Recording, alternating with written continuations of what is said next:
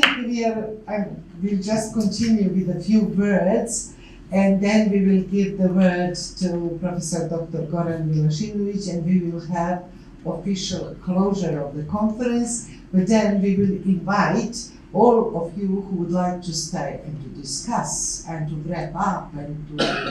reflect, to stay.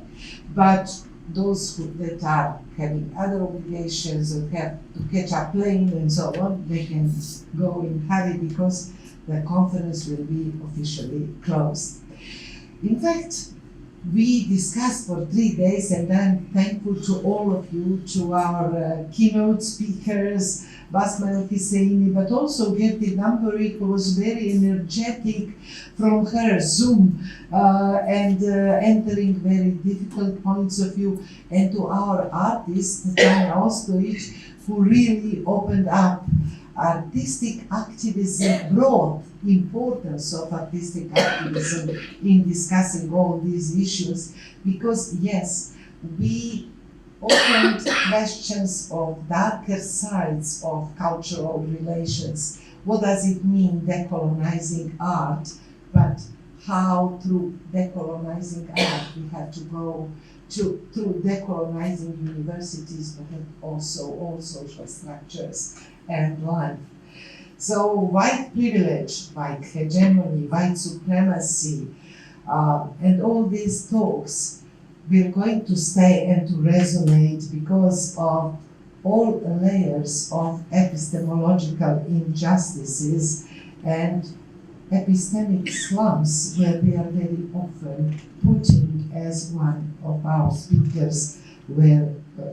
said,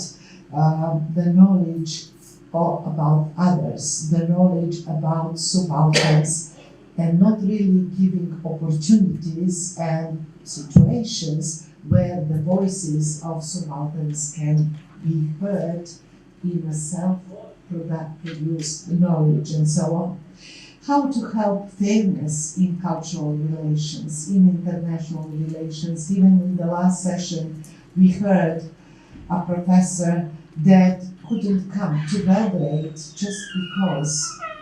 our embassy was not quick enough in making all necessary procedures, and all of others who came, there was a lot of lobbying and a lot of work of our staff to secure their visas to come. Not to speak that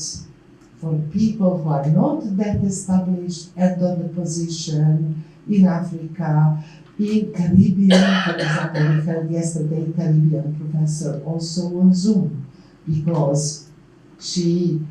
is coming from a country with whom we do not have relations, embassies, and so on, and she's living in Ireland, which is a European country where we do not have Serbian embassy, neither there is embassy of Ireland here. So just to see, I have to wait 3 months usually to get Irish visa to go to Ireland, but I get it. For example, my student from Côte d'Ivoire this year wouldn't be able to go to Ireland for European Diploma in Cultural Project Management, so he had to assist to this program on Zoom. So there is a lot more needs that should be expressed, and there is a lot more work to be done in international relations to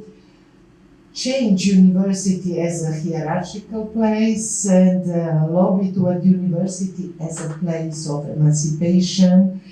to integrate tacit knowledge and all other forms of experiential knowledge that we were debating today. And yes, context is not decolonized, but we have to make all possible efforts to decolonize our cultural organization, artistic collective, universities, and all other agents in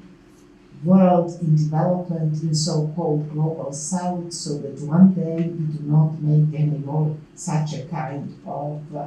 distinctions. So I will also say,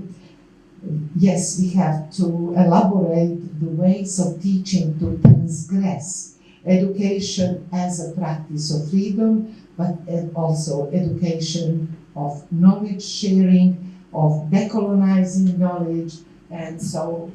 what. And I would like specifically to thank artists that participated in this conference with their walks, audio walks, site-specific walks, responsible drawings, dialogical paintings, theatrical performance lectures, etc., because there were many different contributions, and they were so, I would say, contributive to this conference, and I invite all of you and all of artists and teachers, workshops leaders to contribute to our post-conference textbook, because